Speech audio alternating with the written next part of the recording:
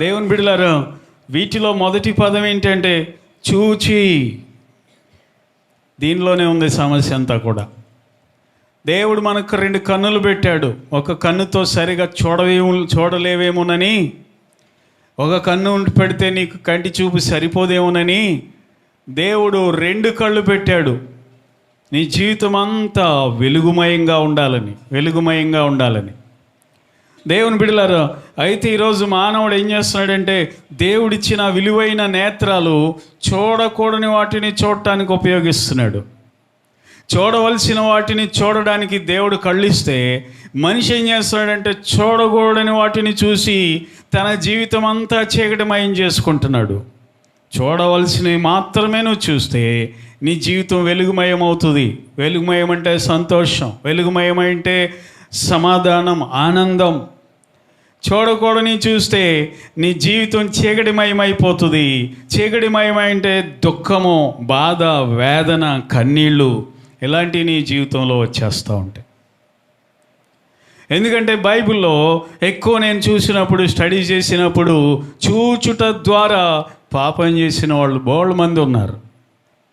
మొట్టమొదటి అసలు పాపం అనేది ఎలా ప్రవేశించిందో తెలుసా?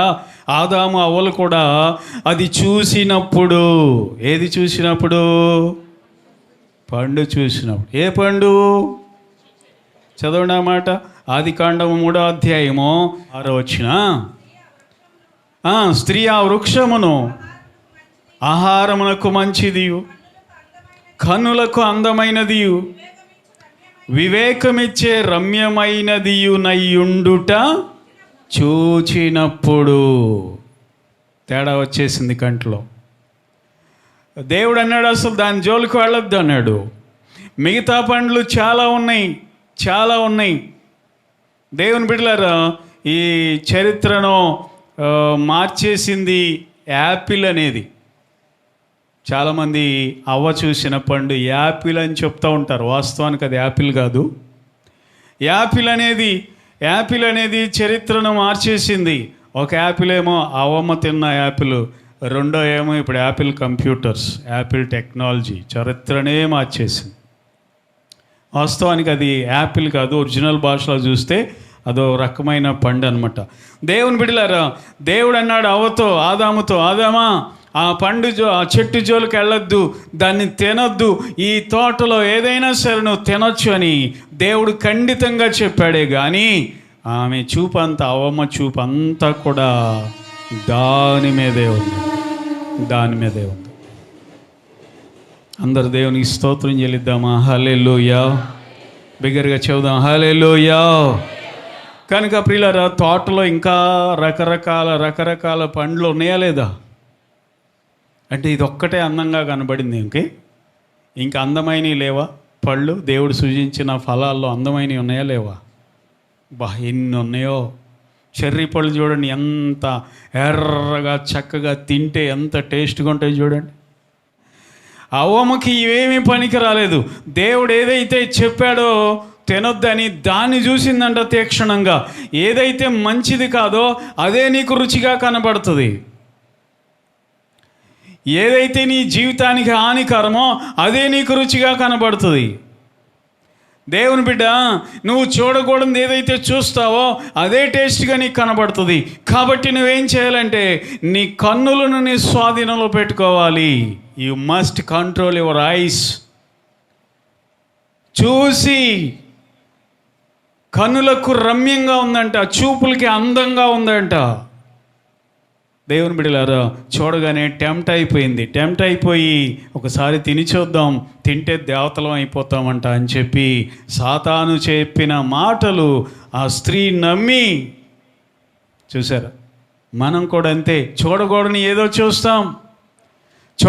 ఏదో చూసి నేను కూడా అలా ఉంటే బాగుండు, నేను కూడా ఇలా చేస్తే బాగుండు, వాళ్ళకి లాగుంటే బాగుండు అని చెప్పి మనం కూడా టెంప్ట్ అయిపోయి చేయకూడని చేసి ఆ కోరులోయలో పడతాం.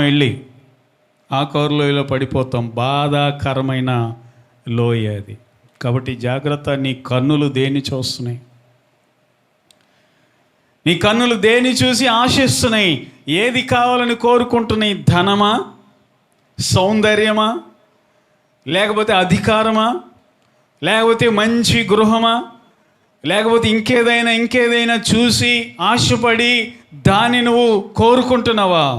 ఒకసారి ఆలోచించే. చూచుట ద్వారా పాపం చేసిన వాళ్ళు బైబిల్లో చాలామంది ఉన్నారు. అలాగే దావీదును కూడా మనం చూసినప్పుడు, దావీదు ఎంత భక్తుడండి! నీకంటే నాకంటే మనందరికంటే కూడా చాలా గొప్ప భక్తుడు. దావీదు అని కూడా అనకూడదు, మనం దావీదు గారు అనాలి. ఏమనాలి భక్తుల్ని? అబ్రహాము గారు, ఇస్సాకు గారు, యాకోబు గారు అనాలి. మనం ఏదో అలాగే మన తమ్ముళ్ళు అయినట్టు యాకోబు, అబ్రహాము అనేస్తాం కదా. మనందరికంటే గొప్పవాడు దావీదు గారు.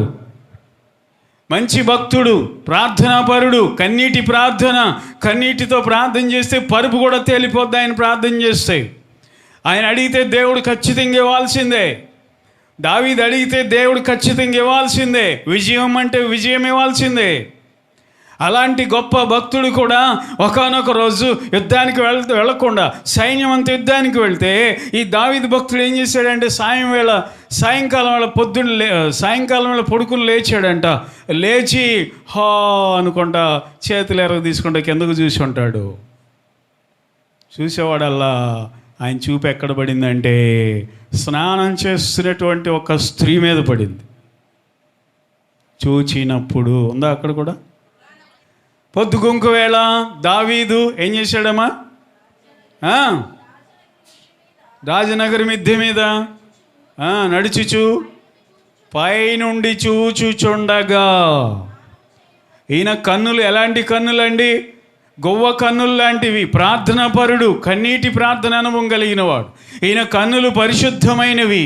ఈయన కన్నులు దేవుని బిడ్డలారా ఆత్మావేశముతో నిండినవి, చాలా పవిత్రమైనవి. చిన్నప్పటి నుండి ఇప్పటి వరకు ఆయన కన్నులతో ఏ పాపం చూడలేదు. కానీ అలాంటి పరిశుద్ధమైన కన్నులు కూడా స్నానము చేస్తున్నటువంటి ఒక స్త్రీ మీద పడినాయి. ఆ చూపును ఆయన తిప్పుకోలేకపోయాడు. ఆయన జీవితంలో కూడా ఆకోరు లోయలో పడ్డాడు. వెళ్ళి ఆ లోయ అలాంటి లోయ కాదు. ఆయనకు వచ్చిన కష్టాలు ఎలాంటివి కాదు. అర్థమవుతుందా? అందుకే భక్తుడైన ఏబంట తన కన్నులతో నిబంధన చేసుకున్నాడంట. తన కన్నులతో కూడా నిబంధన చేసుకుంటారు ఎవరైనా? ఎంత చక్కని మాట. కన్నులతో నిబంధన చేసుకున్నాను. ఏమని? చేసుకొంటిని, కన్యకను నేను ఎలాగూ చూతును. ఎందుకు నిబంధన చేసుకున్నావు అంటే, ఆ చూపు ద్వారా నాకు నష్టాలు కలుగుతాయి. ఆ చూపు ద్వారా నేను పాపంలో పడతాను. ఆ చూపు ద్వారా ఆకోరు లోయలోకి వెళ్ళాల్సి వస్తుంది. లోయ లాంటి శ్రమలు అనుభవించాల్సి వస్తుంది. అందుకే నేను ప్రతిజ్ఞ చేసేసుకున్నా, నిబంధన చేసేసాను, ప్రామిస్ చేసేసా. ఏంటి అంటే, నా కన్నులతో కన్యకను నేను చూడను, పెండ్లి కానీ పిల్లను అస్సలు చూడను అని చెప్పి నిబంధన చేసుకున్నాడంట. కన్నులతోనే నిబంధన చేసుకున్నాను, కన్యకను నేను ఎలా చూస్తాను? సో ఈరోజు మనం కూడా నిబంధన చేసుకుంటే మంచిదేమో. కన్నులతో నిబంధన చేసుకుంటే ఏమని? చూడని ప్రభు అని. పెదాలతో నిబంధన చేసుకుని ఏమని? పలకూడని, మాట్లాడకూడని. కాళ్ళతో నిబంధన చేసుకోవాలంటే వెళ్ళకూడని చోట్ల నేను వెళ్ళను, చేయకూడని పనులు నేను చేయను అని మనం కూడా ఏం చేయాలంట? నిబంధన చేసుకోవాలంట. దేవునికి స్తోత్రం కలుగునుగాక. హల్లెలూయా. ఏం చూస్తున్నావు? చూడకూడని. వాళ్ళకి బంగారం ఉందని చూస్తున్నావు, నీకు కూడా బంగారం కావాలని ఆశిస్తున్నావు. వాళ్ళకి ధనాన్ని చూస్తున్నావు, నీకు కూడా ధనం కావాలని ఆశపడుతున్నావు. వాళ్ళకి మంచి పొజిషన్ చూస్తున్నావు, చూసి నీకు కూడా ఆ పొజిషన్ కావాలని వెళ్ళకూడని దారిలోకి వెళ్తున్నావు, చేయకూడని పనులు చేస్తున్నావు, ఆకోరు లోయలో పడుతున్నావు, మళ్ళీ ఏడ్చి ప్రార్థన చేస్తున్నావు. దేవుని బిడ్డ ఎవరో ఎలా ఉంటే మనకెందుకు? మనం ఏ స్థితిలో దేవుడు మనల్ని పిలిచాడో ఆ స్థితిలో ఉండడం మనం నేర్చుకోవాలి. దేవునికి స్తోత్రం కలుగునుగాక. పులిని చూసి నక్క ఏం చేయకూడదు? వాతలు పెట్టుకోకూడదు. అర్థమవుతుందా? ఎవరిని చూసి మనం వ్యసన పడకూడదు. వాళ్ళని చూసినప్పుడు మనం అలా ఎందుకు లేము, వీళ్ళని చూసినప్పుడు మేము ఇలా ఎందుకు లేమని ఎవరిని చూసి కూడా మనం ఆశించి ఆకోరు లోయలో పడకూడదు సుమా. నిబంధన చేసుకున్నాడంట, ఒడంబడిక. కన్యక నేను ఎలా చూస్తాను? ఎలా చూస్తాను? దేవుని బిడ్డలారా, కనుక బైబిల్లో ఇంకా మనం చూసినప్పుడు ఇలాంటి అనేకమైన సంగతులు మనం చూస్తూ ఉంటాం. కేవలము కన్నులతో చూచి, ఆ చూపులో చాలా ప్రభావం ఉంటుంది. అర్థమవుతుందా? అందుకే నీ దేహానికి నీ కన్నే దీపం అన్నాడు యేసుప్రభు వారు. దీపం వెలుగుతూ ఉంటే నీ శరీరం అంతా వెలుగుమయంగా ఉంటుంది. ఆ దీపము ఆరిపోతే నీ దేహం అంతా కూడా చీకటిమయమైపోతుంది. అర్థమవుతుందా? నువ్వు కంటికి అందనంత దూరంలో ఇంకా చాలా ఉన్నాయి. ఈ ప్రపంచమే ఆకర్షించేది, లోకమే ఆకర్షించేది. ఎందుకు ఆకూరలో ఇలా పడతావు? ఎందుకు బాధలు తెచ్చుకుంటావు? నీకే కాకుండా మళ్ళీ నీ కుటుంబానికి ఎందుకు బాధలు తెచ్చుకుంటావు?